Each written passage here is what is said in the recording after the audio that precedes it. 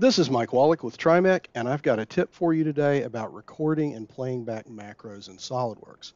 Now, as a trainer, I frequently find myself in need of having just a simple test part in order to demonstrate something. So I'm going to record a macro to automatically create one. And I'm going to start by turning on the Macros tab of the Command Manager ribbon. This has my macro tools. Now, I could also turn on the macro toolbar, which has the same tools, but the tab works fine for me. Now I'm going to hit the record pause macro button, and now SOLIDWORKS is going to record my actions. So I'm going to hit new, pick my template, and then here in my new part, I'm going to start a new sketch on the front plane, and I want a center rectangle, and I'm going to dimension this.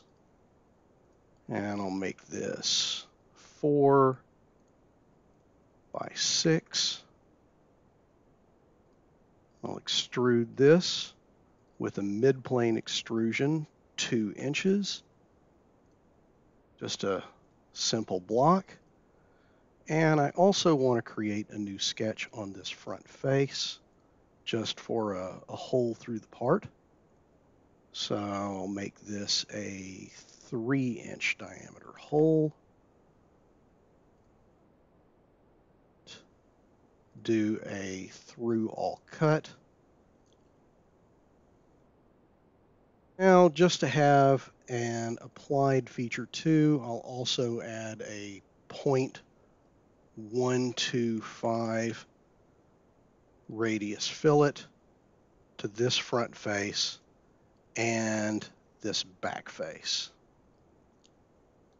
Okay, that's my new part. I'll go ahead and zoom to fit and do a rebuild just to make sure the graphics are up to date and stop the macro. And now I'll save that as, I'll call it new test part. Okay. Now I'm going to close this without saving and test it by playing back the macro. So I'm going to run the macro and browse to where I stored it.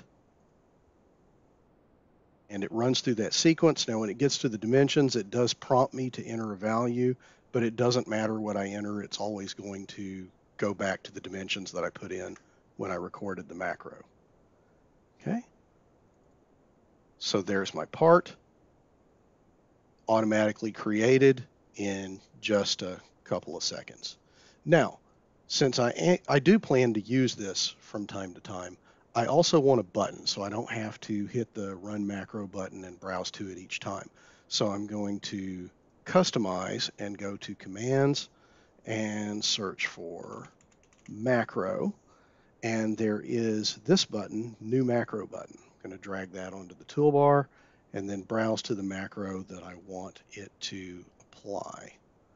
Okay. I could, if I had an image, to choose a different icon. I could have some other icon than the default, but I'm just going to stick with that. I'm going to keep the tooltip the same as the name of the macro. Okay. Now, again, I'm going to close this without saving and hit my button to test it.